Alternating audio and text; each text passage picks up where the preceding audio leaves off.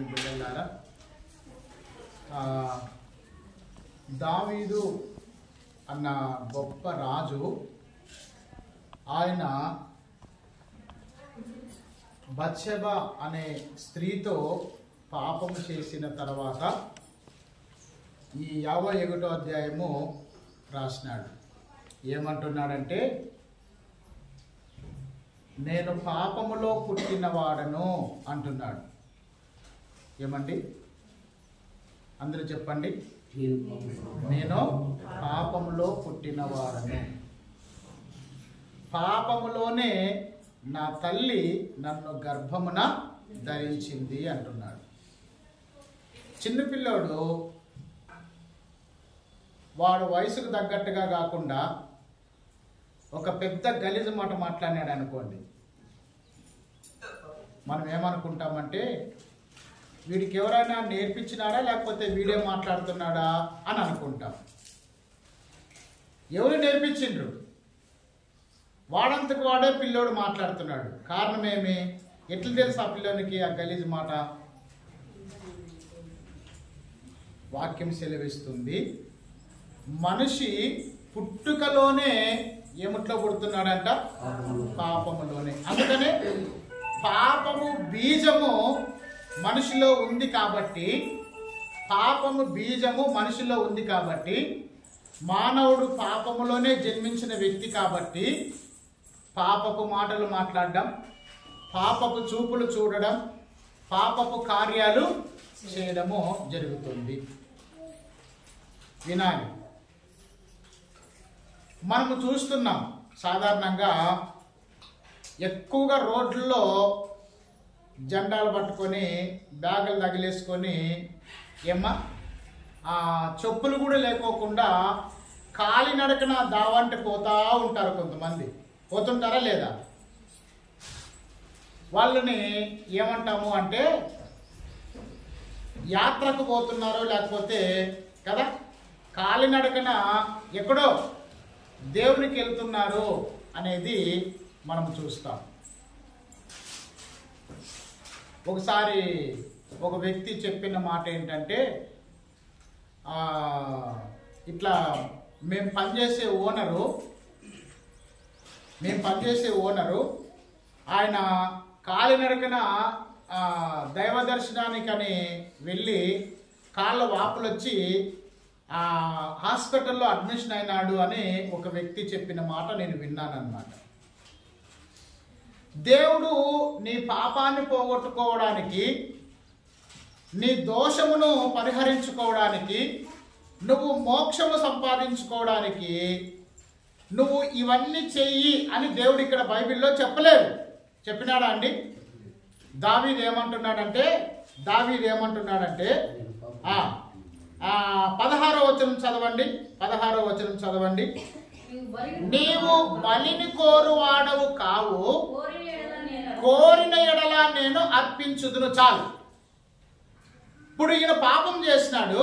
దావీదు పాపం చేసినప్పుడు పాపం పోగొట్టుకునే విషయంలో మాట్లాడుతున్న సందర్భం. ఏమంటున్నాడు దావీదు? నా పాపం పోవాలి అంటే నువ్వు బలి అర్పించమని చెప్పలేదు.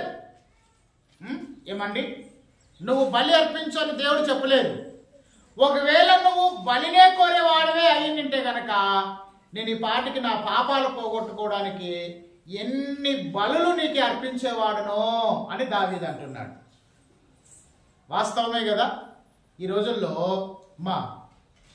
ఒక ఊర్లో దేవత జరిగింది అంటే ఎన్ని జంతువులు బలి అవుతాయి, ఎన్ని కోళ్ళు బలి అవుతాయి, చాలా లెక్కలేనన్ని జంతువులు బలి అవుతాయి.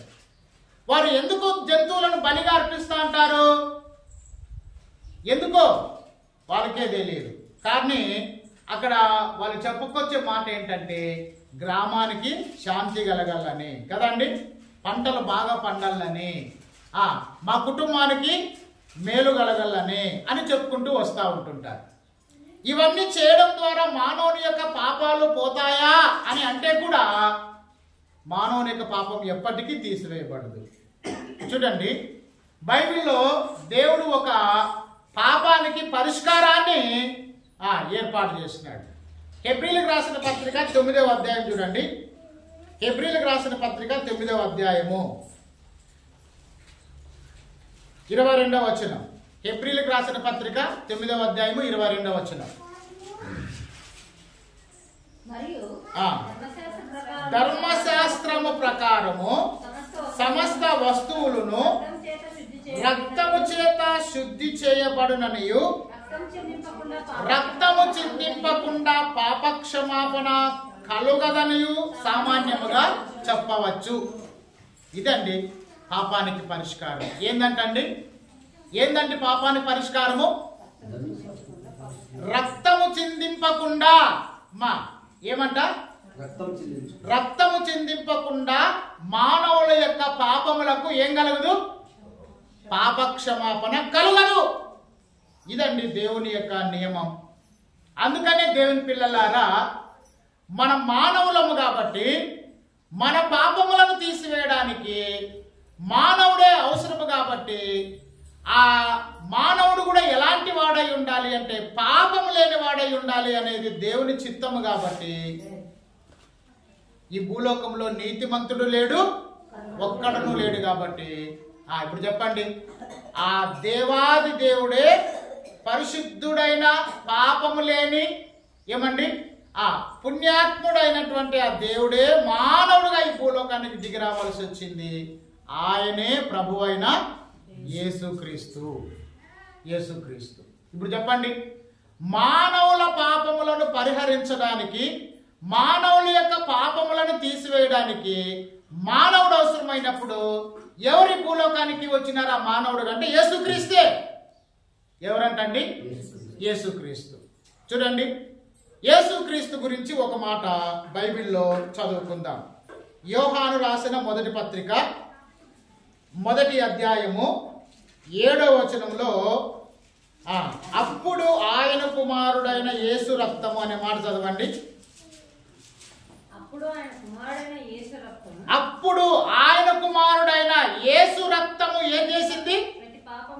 ప్రతి పాపముల నుండి మనలను ఏం చేసింది? పవిత్రులనుగా చేసింది అంటున్నాడు. ఏమండి? ఎవరి రక్తము చెప్పాల? ఎవరి రక్తము? యేసుక్రీస్తు రక్తము ప్రతి పాపముల నుండి ఏం చేసిందంట? మనలను పవిత్రులనుగా చేసింది. పవిత్రులనుగా. దేని బిడ్డలారా, ఆ రోజుల్లో మోషే ధర్మశాస్త్రం ప్రకారముగా మనం ఆలోచన చేస్తే, మోషే కాలంలో ధర్మశాస్త్రం ప్రకారముగా మానవుల యొక్క పాపములు పోగొట్టుకోవడానికి మనిషి ఏం చేసేవాడు? జంతువులను, పక్షులను ఏం చేసేవాడు? దేవాలయంలోనికి తెచ్చి బలి అర్పించేవాడు. ఈ విధంగా ఎప్పటి వరకు జరుగుతుంది? మాటి మాటికి చెప్పండి, బలులు అర్పించడము మాటి మాటికి జరుగుతుంది అన్నమాట. మానవుడు పాపం చేస్తున్నాడు, జంతువు తెస్తున్నాడు, బలి అర్పిస్తున్నాడు, పాపం పోగొట్టుకుంటున్నాడు. మళ్ళా పాపం చేస్తున్నాడు, మళ్ళా జంతువుని తెస్తున్నాడు, మళ్ళా పాపం పోయిందని నిర్ధారణ అయిపోతుంది. ఇట్లా మాటి మాటికి జరుగుతుంది ఇట్లా. కానీ యేసుక్రీస్తు ఒక్క బలి విషయంలో మాత్రమే ఆయన ఒక్కసారే సిలువలో బలి అయినాడు. ఇక ఎన్నటికీ ఇంకా బలులు అర్పించాల్సిన అవసరము లేదు.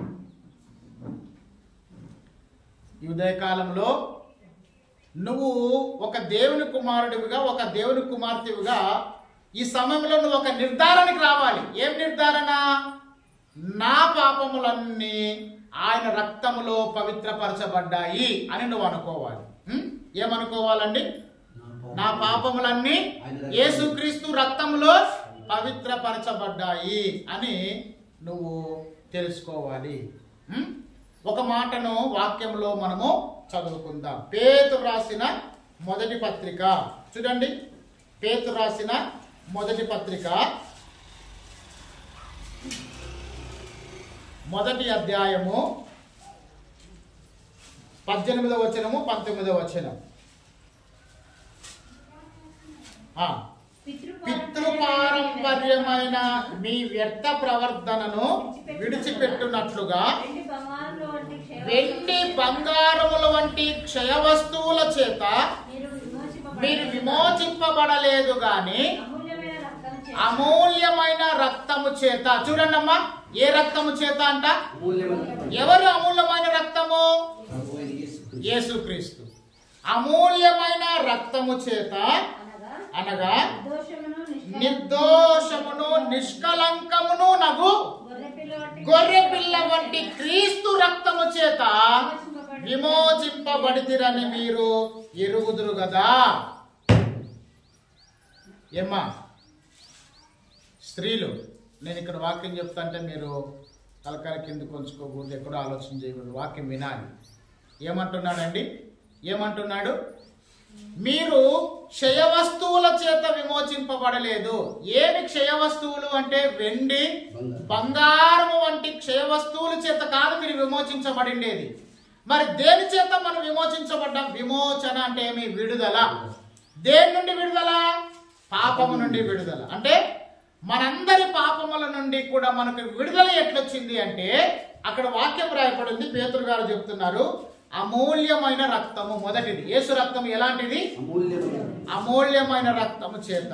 ఇంకా నిర్దోషము నిష్కలంకమును నగు గొర్రె పిల్ల వంటి క్రీస్తు రక్తము చేత.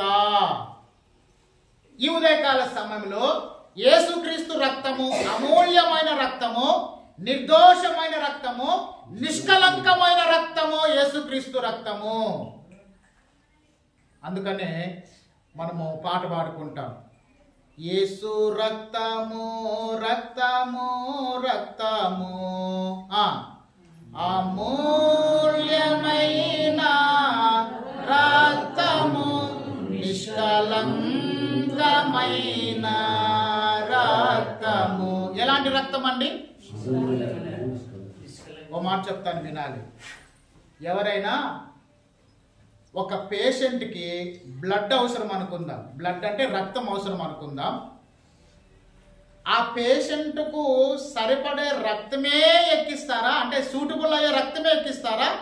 50 పడితే ఆ రక్తము బాటిల్ ఉంది కదా అని చెప్పేసి, రక్తం దొరికింది కదా అని చెప్పేసి 50 పడితే అవి ఎక్కిద్దామా? చెప్పాలమ్మా. ఒక పేషెంట్ యొక్క బ్లడ్ గ్రూపు అంటే ఆ పేషెంట్ యొక్క రక్తం గ్రూపు ఏ పాజిటివ్ అనుకుందాం, లేకపోతే ఓ పాజిటివ్ అనుకుందాం. ఏమండి? ఏ పాజిటివ్ అనుకుందాం. అయ్యా డాక్టర్ పేరు రాసి పేపర్లో రాసిస్తాడు, ఇదిగో ఏ పాజిటివ్ సంబంధించిన రక్తమే మీరు తీసుకొని రావాలి. సార్ ఇది దొరకలేదు సార్, ఏదో ఒకటి ఎక్కియండి సార్ అని అంటే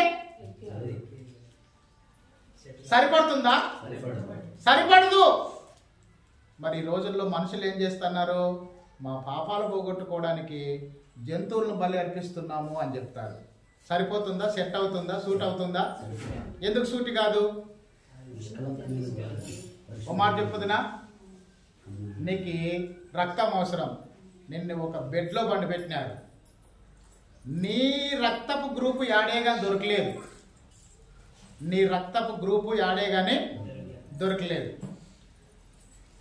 ఇంకా మీ వాళ్ళు లాస్ట్కి ఏం చేసినారంటే ఒక గొర్రెపిల్లిని బెడ్ మీద బండి పెట్టి ఆ గొర్రెపిల్ల రక్తాన్ని నీళ్ళకి ఎక్కిస్తే అది సెట్ అవుతుందా?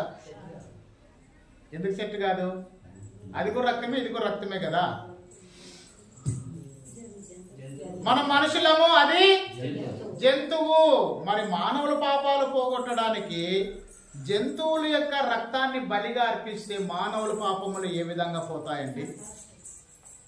మొన్నటి వరకు ఉత్తరప్రదేశ్ రాష్ట్రంలో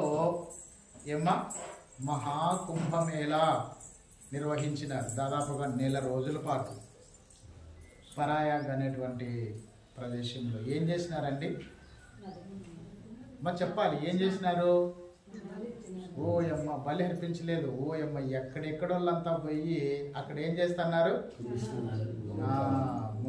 కోట్లలో మంది అంటండి, కోట్లలో మంది ఆ నదిలో మునిగితే, ఆ నదిలో స్నానం చేస్తే పెద్ద పెద్ద గెజిటెడ్ ఆఫీసర్లు కూడా, మంచి మంచి క్యాబినెట్ హోదా ఉన్నటువంటి మినిస్టర్లు చాలామంది కూడా వెళ్ళి అక్కడ ఏం చేసి వచ్చినారు? స్నానం చేసి వచ్చినారు. ఒక పెద్ద హైలైట్ చేసేసినారు దాన్ని మన ఇండియాలో. ఏమండి? కానీ వాక్యం ఏమని సెలవిస్తుందంటే, మీరు క్షయ వస్తువుల చేత విమోచించబడలేదు కానీ నిర్దోషమును నిష్కలంకమును నాకు అమూల్యమైన క్రీస్తు గొర్రెపిల్ల రక్తము చేత మాత్రమే మీరు ఏమైనారు? విమోచించబడినారు. ఇది మన సత్యాన్ని ఈ సత్యాన్ని మనము గ్రహించాలి కదండి. దేవుని పిల్లలారా బాగా వినాలి. మీ రెండు చేతులు ఇట్లా చూపియండి. ఈ రెండు చేతులతో చేసిన పాపాల కోసము వాస్తవానికి ఎవరి చేతుల్లో మేకలు కొట్టబడాలి? మన చేతుల్లో మేకలు కొట్టబడాలి. కానీ మన చేతులతో చేసిన పాపాలన్నీ కూడా ఆయన చేతుల మీద శిక్ష పడితే ఏం చేసినారు? ఆయన రెండు చేతుల్లో మేకలు కొడితే ఏం గారింది అండి? కింద నుంచి రక్తము గారింది. మన తలతో చేసిన పాపముల నిమిత్తమై మన తలకు రావాల్సిన శిక్షకు బదులుగా ఆయన తలకు ముండ్ల కిరీటం పెట్టబడితే, పెట్టించుకున్నాడా? పెట్టబడిందా? ప్రభా నువ్వు మేకలు కొట్టించుకున్నావు నాయనా, ప్రభా నువ్వు కొడా దెబ్బలు కొట్టించుకున్నావు ప్రభా నువ్వు ముండ్ల కిరీటం పెట్టించుకున్నావు ప్రభా అంటుంటారు. కానీ ఆ విధంగా పొరపాటు. మన సమాధానార్థమైన శిక్ష అతని మీద పడింది అని వాక్యం రాయబడింది. చూడండి, 2వ కొరింథీయులకు రాసిన 2వ పత్రిక, ఆ మాట మనము చదువుకుందామా? కొరింథీయులకు రాసిన 2వ పత్రిక 5వ అధ్యాయము 18వ వచనము నుండి చదవండి. సమస్తమును దేవుని వలనైనవి, ఆయన మనలను క్రీస్తు ద్వారా తనతో సమాధానపరచుకుని ఆ సమాధాన పరిచర్యను మాకు అనుగ్రహించెను. అదేమనగా, ఇదిగో చూడండి, దేవుడు వారి అపరాధములను వారి మీద మోపక అంట. వినండి, దేవుడు మన అపరాధములను ఎవరి మీద మోపకుండా? మన మీద మోపకుండా క్రీస్తునందు లోకమును తనతో సమాధానపరచుకొనవలనని ఆ సమాధానమును మాకు అప్పగించెను. ఇంకా కావున దేవుడు మా ద్వారా వేడుకొనినట్టు మేము క్రీస్తుకు రాయబారులమై దేవుడితో సమాధాన పడుడని క్రీస్తు పక్షముగా మిమ్మల్ని బతిమాలు కొనుచున్నాము. ఎందుకనగా మనం ఆయన యందు దేవుని నీతి అగునట్లు పాపమెరుగని ఆయనను మన కోసరము పాపముగా చేసిన. చూడండి, దేవుడు ఎంత ప్రేమ గలవాడు. బాగా వినాలి. దేవుడు తన కుమారుణ్ణి ఎక్కడ నిలబెట్టినాడు? దోషిగా నిలబెట్టినాడు. ఎవరి కొరకు దోషిగా నిలబడ్డాడు? తన కుమారుడు దోషిగా ఎవరి కొరకు నిలబడ్డాడు? మన కోసం. ఎందుకు తన కుమారుడైన యేసుక్రీస్తు మన కొరకు దోషిగా నిలబడ్డాడు? పాపములు చేసిండేది మనం, అపరాధములు అతిక్రమములు చేసిండేది మనమైతే మన సమాధానార్థమైన శిక్ష ఎవరి మీద పడింది? యేసుక్రీస్తు మీద పడింది.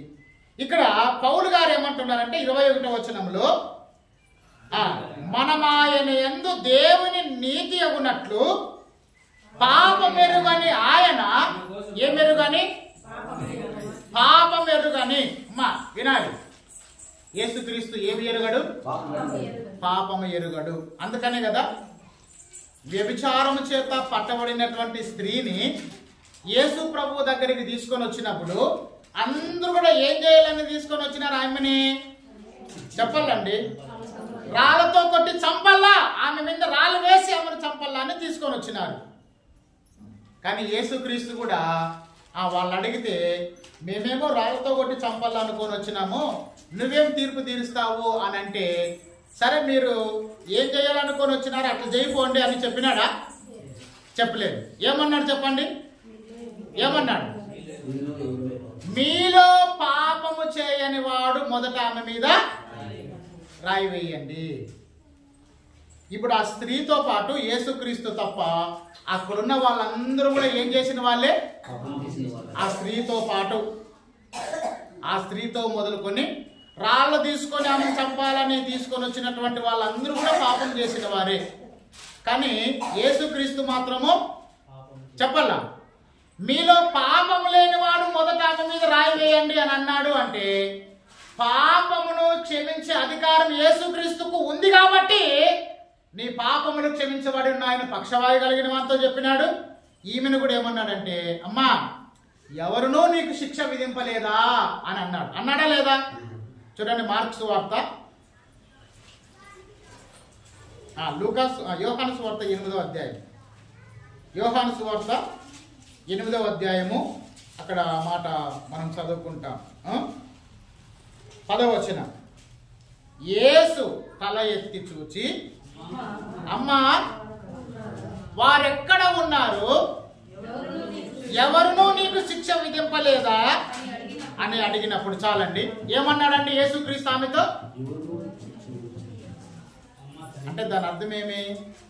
ఓ మాట చెప్పుదునా, వీళ్ళు వాస్తవానికి ఆమె ఒక్కతే పాపం చేసిందా, వేరే వాళ్ళు కూడా ఉంటేనే పాపం చేసిందా? వేరే వాళ్ళు ఉంటేనే ఈమె కూడా పాపం చేసింది. మరి వీళ్ళేం చేసినారు చెప్పాలి? వీళ్ళేం చేసినారు? ఆయన వదిలిపెట్టి ఈమెను మాత్రమే ప్రభు దగ్గరికి తీసుకొని వచ్చినారు.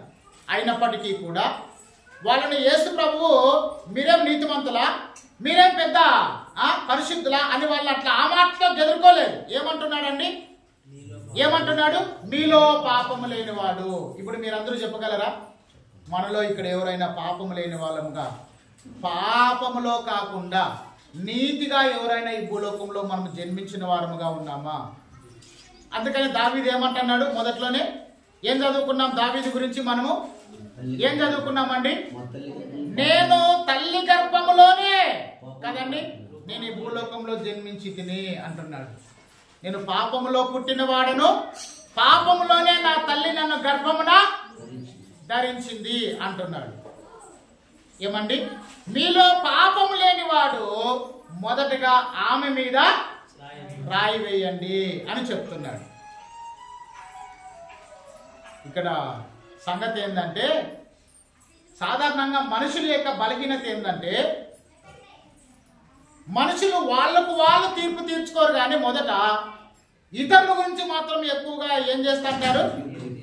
తీర్పు తీరుస్తుంటారు. ఏమ్మా ఏమంట? ఉదాహరణ, శాస్త్రుడు పరిచయం ఇద్దరు ప్రార్థన చేసినారు. మొదట ఎవరు ప్రార్థన చేసినది? పరిచయుడు. ఏమని ప్రార్థన చేస్తున్నాడు? ఇది హైలైట్. యాటికి పడుతుందండి? కొద్దిగా ఫోన్లన్నీ కూడా సైలెన్స్ మోడ్లో పెట్టుకోండి. దేవునికి మహిమ కలుగును గాక. దేవునికే మహిమ కలుగును గాక. మంచిదండి, వినండి. శాస్త్రులు పరిచయులు ప్రార్థన చేసినారు ఇద్దరు కూడా. పరిచయుడేమో తన భక్తిని గొప్ప గురించి ప్రార్థన చేసినాడు, తన భక్తి యొక్క గొప్ప గురించి ప్రార్థన చేసినాడు. సుంకరేమో నేను పాపిని ప్రభు అని రొమ్ములు బాదుకుంటూ ప్రార్థన చేసినాడు. వారిద్దరి ప్రార్థనలో ఎవరి ప్రార్థన దేవుడు అంగీకరించినాడు? సుంకరి ప్రార్థన. ఎందుకండి? పాపములు ఒప్పుకొని చేసినటువంటి ప్రార్థన, పాపముల విషయమై పశ్చాత్తాపపడి చేసినటువంటి ప్రార్థన. మనకి ఏది ఇష్టం ఉండదు? మనము పాపములు చేసిన వారమైనా మన పాపములను ఒప్పుకునేటువంటి ఆ మనసు మనకి ఎప్పటికీ రాదు కదండి. దేవుని పిల్లలారా, దానియేలు గ్రంథం 9వ అధ్యాయం చూడండి.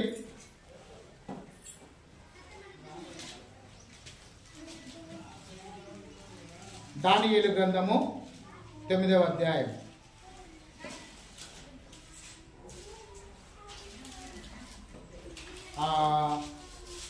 6వ వచనం చదవండి. నీ ఆజ్ఞలను నీ విధులను అనుసరించుటకు వాని పాపమును దుష్టునైన చెడుతనమందు ప్రవర్తించు తిరుగుబాటు చేసిన వారము. చాలు. మరి వింటున్నారా? నా వైపు చూడండి అందరూ కూడా. దానియేలు గోనె పట్ట కట్టుకొని ఉపవాసం ఉండి ప్రార్థన చేస్తున్నటువంటి సందర్భం ఇది. ఏమని ప్రార్థన చేస్తున్నాడు? ఏమని ప్రార్థన అండి? ఆ ప్రార్థనలో మేమైతే నీ ఆజ్ఞలను నీ విధులను అనుసరించుట మాని పాపులమును దుష్టులమునై చెడుతనమందు ప్రవర్తించుచు తిరుగుబాటు చేసిన వారము. అంటే దానియేలు దేవునితో ఏం ఒప్పుకుంటున్నాడు? పాపాన్ని ఒప్పుకుంటూ ప్రార్థన చేస్తున్నాడు. మనం అస్సలు పాపాలు ఒప్పుకోవడానికి ప్రయత్నం చేయమండి. బాగా వినాలి. జైల్లో పోలీసుల్లో దొంగతనాన్ని చేసిండేది నిరూపించేంత వరకు కూడా అతన్ని విడిచిపెట్టడు. మొదటగా ఒప్పుకోడు, సార్ నేను చేయలేదు అని అంటాడు. లాస్ట్కి అతనికి శిక్ష ఎక్కువయ్యే కొద్దీ ఇంక ఈ దెబ్బలు తినేదానికంటే ఈ శిక్ష అనుభవించేదానికంటే పాపం ఒప్పుకుంటే మేలు కదా అని ఒప్పుకుంటాడు చివరికి. అదేందో ఫస్ట్ ఒప్పుకుంటే ఆ దెబ్బలు ఆ శిక్ష అతనికి పడేది కాదు. ఇప్పుడు చెప్పండి, మనం బల్లను సమీపించినప్పుడు బాగా వినాలి, మనము యేసుక్రీస్తు శరీరంలో ఆయన రక్తంలో పాలు పొందే ముందు వాక్యంలోనే దేవుడు ఏం రాయించినాడు? మిమ్మల్ని మీరు చెప్పాలండి, మిమ్మల్ని మీరు పరీక్షించుకోండి. పరీక్షించుకోవడం అంటే ఏమి? అర్థమేమి? గత వారంలో మన నోటి మాటలతో ఏమైనా పాపపు మాటలు మాట్లాడినామా? మన చూపులతో ఏమైనా పాపపు చూపులు చూసినామా? మన నడవడికల్లో ఏమైనా పాపపు కార్యాలు ఏమైనా జరిగించినామా? ఇవన్నీ కూడా మనము విమర్శించుకోవాలి, పరిశీలన చేసుకోవాలి. దానియేలులో మనము చూసేటువంటి ఒక గొప్ప విషయం ఏంటంటే మేము పాపులమయ్యా అని ఒప్పుకుంటున్నాడు. నెహమ్యా గ్రంథం 9వ అధ్యాయం చూడండి. నెహమ్యా గ్రంథం 9వ అధ్యాయం త్వరగా.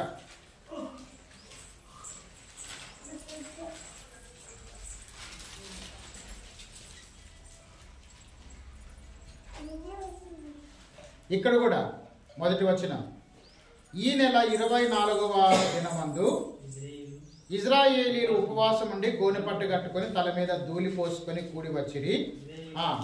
ఇప్పుడు ఇక్కడ నెహమ్యా గారు కూడా ఏమంటున్నాడండి?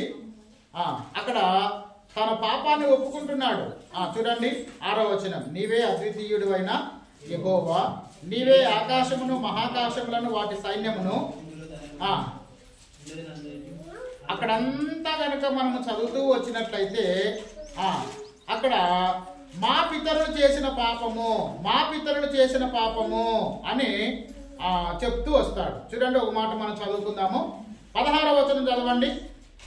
అయితే వారును మా పితరులను గర్వించి లోబడనల్లక నీ ఆజ్ఞలకు చెవి ఎగ్గకపోయిరి.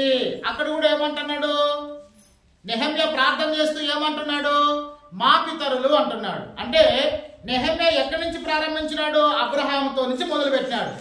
అబ్రహాముతో నుంచి మొదలుపెట్టి నెహమ్యా కాలం వరకు ఏమేమైతే పితరులు పాపం చేసినారో అవన్నీ దేవుని సన్నిధిలో జ్ఞాపకం చేసుకుంటూ వస్తున్నాడు. మా దేవుడు ఎవరి ప్రార్థన వింటాడు చెప్పండి? పాపములను ఒప్పుకొని పాపముల విషయమై పశ్చాత్తాప పడేవారి ప్రార్థనే దేవుడు అంగీకరిస్తాడు. ఉదాహరణ యోనా గ్రంథం చూడండి, 3వ అధ్యాయము 1వ వచనం చదవండి. యోనా గ్రంథము ఏమండి?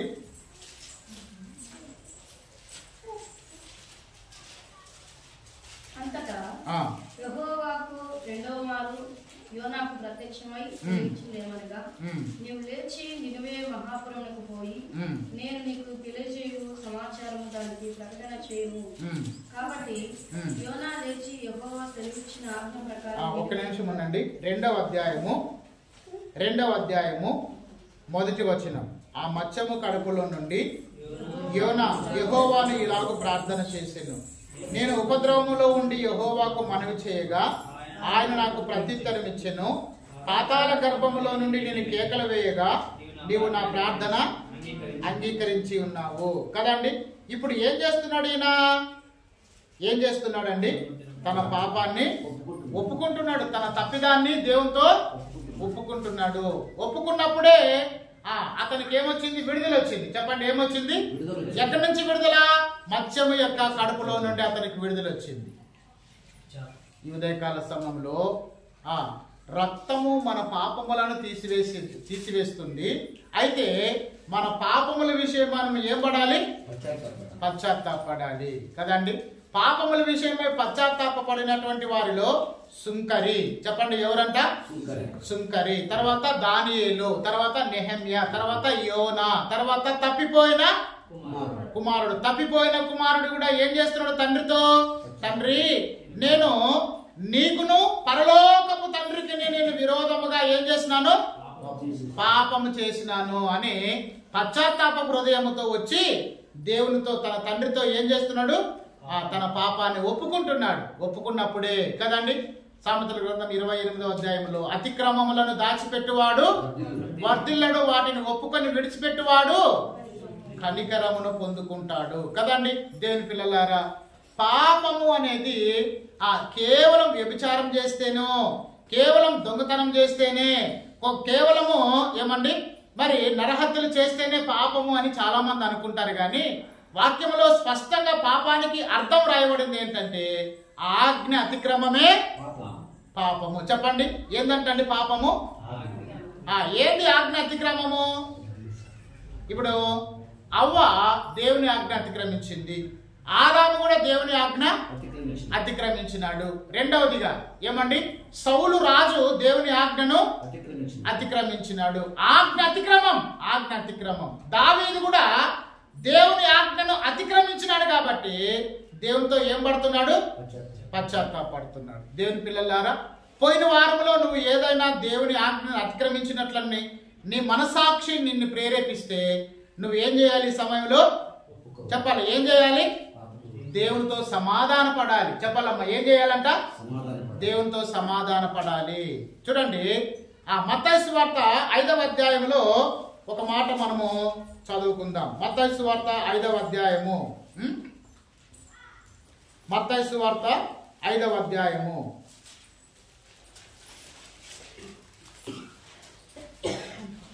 మత్తయి సువార్త 5వ అధ్యాయం 22వ వచనం.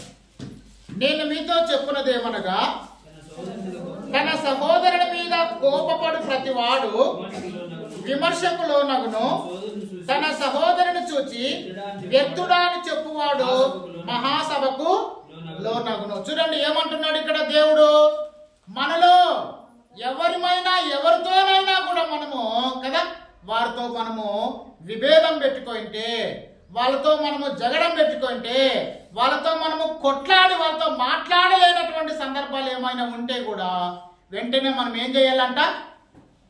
చెప్పాలండి, ఏం చేయాలంటమ్మా? వాళ్ళతో మనం సమాధాన పడి అప్పుడు మనం వచ్చి మనం ఏం చేయాలంట? బల్లలో పాలు పొందాలంట. బైబిల్లో ఎవరు చేసినారు అట్లా? బైబిల్లో ఎవరు చేసినారు అట్లా? సమాధాన పడడానికి ఎవరు ప్రయత్నం చేసినారు? అబ్రహాం. చెప్పండి, ఎవరి విషయంలో? వాస్తవానికి లోతుకి అబ్రహాంకి ఏమన్నా విభేదాలు వచ్చినాయా? వాళ్ళకి ఏం విభేదాలు రాలేదు. కానీ లోతు పశువుల కాపర్లకు, అబ్రహాం పశువుల కాపర్లకు ఏమొచ్చింది? విభేదాలు వస్తే అబ్రహాం ఏమన్నాడు?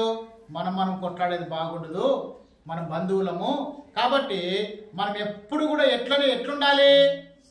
సమాధానంగా ఉండాలి. మనం ఎప్పుడు కూడా బంధువులముగానే ఉండాలి అని అబ్రహాం కోరుకున్నాడు. ఈ సంఘంలో మనమందరము కూడా యేసుక్రీస్తు రక్తముతో కడగబడినటువంటి దేవుని పిల్లలముగా, ఒక సంఘముగా మనమందరము కూడా ఒకరికొకరు ఎట్లుండాలి? అందరూ చెప్పాలా, ఎట్లుండాలా? సమాధానంగా ఉంటున్నారా? మీకు నచ్చినట్టుతోనే వందనాలక్క, వందనాలన్నా తీసుకుంటున్నారు, వెళ్ళిపోతున్నారు. మిగతా వాళ్ళతో చెప్పాలమ్మా, మిగతా వాళ్ళతో ఈ రోజుల్లో వచ్చే సమస్య, ఇప్పుడు వస్తుండే సమస్య అదే. సాతానుడు ఏం చేసుకుంటున్నాడు అంటే సంఘంలోనే, కుటుంబంలోనే ఒకరికొకరికి కానికోకుండా చేస్తూ కదండి, ఒకరి మధ్య ఒకరికి ఏం లేకుండా చేస్తున్నాడు? సమాధానం లేకుండా. ఈరోజు ముగ్గురు అన్నదమ్ములు ఉంటే ముగ్గురు అన్నదమ్ములు ఒకరికొకరు మాట్లాడుకోండి, వాడు నా తమ్ముడు కాదు, వాడు నాకు అన్నయ్యే కాదు అంటున్నారా లేదా అండి? చెప్పాలమ్మా, అంటున్నారా లేదా? కారణం ఏమి? వాళ్ళిద్దరిలో ఏం లేదు, సమాధానం లేదు. రెండవదిగా దావీదు ఏమండి ఒకసారి ఒక చోటు ఉంటే దావీదు యొక్క సేవకులు వచ్చి చెప్తున్నారు, అయ్యా సౌలు గాఢ నిద్రపోతా ఉంటున్నాడు, ఇదే నీకు మంచి అనుకూలమైన సమయము, ఎందుకు సౌలును చంపడానికి, సౌలును చంపడానికి నీకు ఇదే అనుకూలమైన సమయం అంటే దావీదు ఏమంటాడు చెప్పాలండి? ఏమంటాడు దావీదు? ఏమంటాడు సౌలు విషయంలో, చంపే విషయంలో? సౌలు దేవుని చేత అభిషేకింపబడిన వ్యక్తి కాబట్టి సౌలును మనము ఏమీ చేయకూడదు. ఒకవేళ సౌలు విషయంలో ఏదైనా తీర్పు తీర్చాలనుకుంటే దేవుడే చూసుకుంటాడు అని ఎవరికి అప్పగించినాడండి? దేవునికి అప్పగించినాడు. ఈ సమయంలో దేవుని పిల్లలారా ఒక చిన్న సాదృశ్యాన్ని నేను మీకు చెప్తాను, మీరు వినాలి. ఒకసారి ఏం జరిగిందంటే ఒక మంచి లగ్జరీ లైఫ్ ఉన్నటువంటి ఒక ఆయనేమో మరి కార్లో పోతూ ఉన్నాడు. కార్లో పోతూ ఉంటే ఒక చిన్న పాప, దాదాపుగా ఒక 12 ఏళ్ళ పాప, సార్ అన్నం ఆకలి అవుతుంది, కొద్దిగా ఏమైనా తినడానికి కొద్దిగా ఉంటే మీరు ఏమైనా నాకు కొద్దిగా సహాయం చేయండి అని చెప్తే అప్పట్లో ఆ పాప యొక్క దీన స్థితిని చూసి కూడా ఇతడు ఏమాత్రము కూడా ఏమండి మరి స్పందించని పరిస్థితి. చెప్పండి, ఏమాత్రము కూడా స్పందించని పరిస్థితి. ఈ పాప కష్టపడి చదివి ప్రయోజకురాలైంది. ఏం ప్రయోజకురాలైంది? డాక్టర్ అయిపోయింది, పెద్ద డాక్టర్ అయిపోయింది. చెప్పండి అమ్మా, చెప్పాలమ్మా, ఏమైపోయింది? పెద్ద డాక్టర్ అయిపోయింది. డాక్టర్ అయిపోయిన తర్వాత ఇతడు కార్లో పోతూ యాక్సిడెంట్ అయినాడు. ఎవరికైంది యాక్సిడెంట్? ఈ కార్లో పోతున్నటువంటి వ్యక్తికి యాక్సిడెంట్ అయింది. కరెక్ట్గా ఈమె పనిచేసేటువంటి హాస్పిటల్కి ఆ పేషెంట్ని తీసుకొని పోయినారు. ఈ కేసు ఎవరికి రెఫర్ చేయబడింది అంటే ఈ పాపకే రెఫర్ చేయబడింది. ఆ పాప ఆ పేషెంట్కి ఏం చేయాలి? ఇప్పుడు ట్రీట్మెంట్ చేయాలి. ఆ పేషెంట్ ఎట్లాంటి కండిషన్లో ఉన్నాడంటే చాలా క్రిటికల్ కండిషన్లో ఉన్నాడు, చాలా దయనీయమైనటువంటి పరిస్థితుల్లో ఉన్నాడు. ఆ పాప ఇతన్ని గుర్తుపట్టింది. ఇప్పుడు ఆ పాప రివెంజ్ తీసుకోవాలి. రివెంజ్ అంటే మళ్ళా చర్యకు ప్రతిచర్య. ఏమని? ఒకప్పుడు 20 ఏళ్ళ కిందట నేను ఆకలి అని నీ దగ్గరకు వస్తే నువ్వు నాకు ఏది ఇవ్వకోకుండా నన్ను ఒట్టి చేతులతో పంపించినావు, ఇప్పుడు నా దగ్గరకు వచ్చినావు నువ్వు, ఇప్పుడు నా కథ చూపిస్తాను అని ఆ పాప ఆ పేషెంట్ని అవసరమైతే ఏం చేయొచ్చు? చంపేయచ్చు. కానీ ఆ పాప పని చేయలేదు. వెంటనే ఒక్క వితిన్ గంట లోపల ఆ పేషెంట్ యొక్క హెల్త్ కండిషన్ నార్మల్ స్థితికి వచ్చేటట్లుగా పాప ట్రీట్మెంట్ చేసింది. ఆ వ్యక్తి కోలుకున్నాడు. కోలుకున్న తర్వాత ఏమండి ఆ పాప మరి అతనికి స్పృహ వచ్చిన తర్వాత ఆ పాప అందరితోనూ చెప్తాను, ఆ పేషెంట్ మీరు బాగా కేర్గా చూసుకోండి అని బాగా కేర్గా చూసుకున్నారు. అతడు డిశ్చార్జ్ అయిపోయే లోపల ఆ పాప చెప్తా ఉంది, ఆ పాప కాదు ఇతడు అంటున్నాడు, అమ్మ నువ్వెవరో కానీ మొత్తానికి నువ్వు నా విషయంలో చాలా కేర్ తీసుకొని నన్ను ఆ ప్రాణాపాయ స్థితిలో నుంచి నన్ను కాపాడినావు అని చెప్పేసి 2 చేతులు జోడించి ఆ పాపకు మొక్కుతున్నాడు. సార్ నేను మీ చేత మొక్కించుకునేంతటి వాడిని గొప్పదాన్ని ఏం కాదు, కానీ మీరు ఒక విషయం జ్ఞాపకం ఉందని కానీ ఏమ్మా అంటే 20 ఏళ్ళ కిందట జరిగినటువంటి విషయాన్ని ఈ పాప ఆ వ్యక్తికి జ్ఞాపకం చేసి, ఏందా విషయము చెప్పాలమ్మా? ఒకవేళ నీ దగ్గరకు ఆ పరిస్థితి వస్తే నువ్వేం చేస్తావు? నా సౌత్యా నన్ను అట్లా ఇబ్బంది పెడతావా? నిజంగంటే నేను ఉన్నది అంటే అట్లంటా నిజంగా వాస్తవం కదమ్మా. కానీ దేవుని నమ్ముకున్నటువంటి నీవు, దేవుని చేత క్షమించబడినటువంటి నీవు మాత్రము ఎప్పటికీ దేవుని ప్రేమను బట్టి నువ్వేం చేయాలి? ప్రేమించాలి. ఏం చేయాలా? ప్రేమించాలి. ఏమంటున్నాడంటే అమ్మా ఆ రోజు నిన్ను చీ అని నిన్ను ఏమి ఇవ్వకోకుండా పంపించిన దానికి వాస్తవానికి నాకు ట్రీట్మెంట్ చేయకోకుండా ఉండాల్సిన పరిస్థితి, నువ్వు ట్రీట్మెంట్ చేసి నన్ను బాగు చేసినావంటే ఇది నీలో ఉన్నటువంటి లక్షణం కాదు కానీ దేవుని ప్రేమే అని చెప్పేసి అతడు చెప్పినప్పుడు ఆ పాప నిజంగానే యేసుక్రీస్తు నమ్ముకుంది. దేవుని ప్రేమను బట్టి ఆ పాప ట్రీట్మెంట్ చూసింది కాబట్టి ఆ వ్యక్తి ఏమైనాడు, ప్రాణాలతో బ్రతకగలిగినాడు. యోసేపుని వాళ్ళ అన్నోళ్ళంతా ఏం చేసినారమ్మా చెప్పాలా? యోసేపుని వాళ్ళ అన్నోళ్ళంతా ఏం చేసినారు? భయంకరంగా కదా, గోతులకి దొబ్బేసి చనిపోయినాడని చెప్పేసి యోసేపు వస్త్రాలకి రక్తపు మరకను పోసి మళ్ళీ యాకోబు దగ్గరికి తీసుకొని పోయి ఏమేమో చేసినారు, డబ్బులు కమ్మేసినారు, అన్నీ చేసినా కానీ యోసేపునేమో దేవుడు ఆశీర్వదించినాడు ఒక ఉన్నతమైన స్థితిలో. యోసేపుని ఇబ్బంది పెట్టినటువంటి అన్నలు మాత్రము కనాను దేశంలో ఎట్లున్నారు? కరువు పరిస్థితుల్లో ఉన్నారు. చెప్పండి, ఏ పరిస్థితిలో? కరువు పరిస్థితిలో ఉన్నారు. కరువు పరిస్థితిలో ఉన్నటువంటి యోసేపు దగ్గరికి అన్నలు యోసేపు దగ్గరికి ధాన్యం కొనుక్కునేదానికి వచ్చినారు. ధాన్యం కొనుక్కునేదానికి వచ్చినప్పుడు యోసేపు వాళ్ళని గుర్తుపట్టినాడు. ఇప్పుడు యోసేపు కూడా వాళ్ళకి ఏమ్మా కక్షకు మళ్ళా కక్ష తీర్చుకునేటువంటి సమయం వచ్చింది. కానీ యోసేపు అట్లా చేసినాడా? చెప్పాలండి, యోసేపు అట్లా చేసినాడా? చేయలేదు. ఎందుకు చేయలేదు? ఎందుకు చేయలేదు? ఒకవేళ నేనే గనక అట్లాంటి తీర్పులు తీర్చకుండా అట్లాంటి పరిస్థితుల్లో ఉండింటే దేవుడు నన్ను ఈ స్థాయికి తీసుకొని వచ్చేవాడు కాదు అని యోసేపు ఒకటే నమ్మిన సత్యం. ఇప్పుడు యోసేపు వాళ్ళ అన్నోళ్ళందరూ కూడా మాకు బుద్ధి వచ్చిందయ్యా, ఇంకెప్పటికీ మిమ్మల్ని అట్లా ఇబ్బంది పెట్టమని చెప్పేసి మళ్ళా దాదాపుగా ఎన్ని సంవత్సరాలు అక్కడ ఉన్నారండి? ఎన్ని సంవత్సరాలు? 70 సంవత్సరాలు. చెప్పండి, ఎన్ని సంవత్సరాలు? 70 మంది. వాస్తవానికి 70 మంది అక్కడికి వెళ్ళినారు. చూడండి, ఐగుప్తులో యాకోబు కుటుంబం అంతా మరి యోసేపు ద్వారా పోషింపబడింది అనేది మనం తెలుసుకోవాలి. ఈ ఉదయకాల సమయంలో దేవుని పిల్లలారా, పాపముల విషయమై మనం ఏం పడాలి? పశ్చాత్తాపడుతూ ఆయన రక్తముతో మన పాపములన్నీ శుద్ధీకరించబడి కదండి మనము పరిశుద్ధులమై దేవుని సన్నిధిలోకి వచ్చి మనం ఏం చేయాలి? బల్లలో పాలు పొందాలి కదండి. ప్రతి ఒక్కరూ కూడా, దేవా నేను పాపములో పుట్టిన వాడను, పాపములోని నా తల్లి నన్ను గర్భం ధరించింది, నా పాపాలు క్షమించడానికి మీరు రక్తము కార్చినందుకు మీకు వందనాలు, నా పాపములు పవిత్రపరిచినందుకు మీకు వందనాలు ప్రభువా. దావీదులాగా, యోసేపులాగా, ఇదిగో ఆ చిన్న పాపలాగా నాకు క్షమించే మనసు నాకు దయచేయి ప్రభువా అని మనం దేవునితో మనం ప్రార్థన చేస్తే, ఆ విధంగా ప్రార్థన చేసిన మనకందరికీ కూడా క్షమించే మనసు, పశ్చాత్తాపపడే మనసు, ఏమండి ప్రేమించే మనసు దేవుడు మనకందరికీ దయచేస్తాడు. అట్టి కృప దేవుడు మనకందరికీ దయచేయను గాక. ఆమేన్. దేవుడి మాటల్ని దీవించును గాక. ఆమేన్. అందరూ కూడా మోకరించండి. ప్రభు బల్లలో మనం పాలు పొందుతాం. ప్రభు బల్లలో మనం పాలు పొందుతాం. మోకరించాలి. కరెక్ట్గా వాక్యం అయిపోయే టైంకి వచ్చింది అమ్మ. దేవునికి మహిమ కలుగును గాక. ఏమ్మా, రోజు ముందుగానే రావాలా.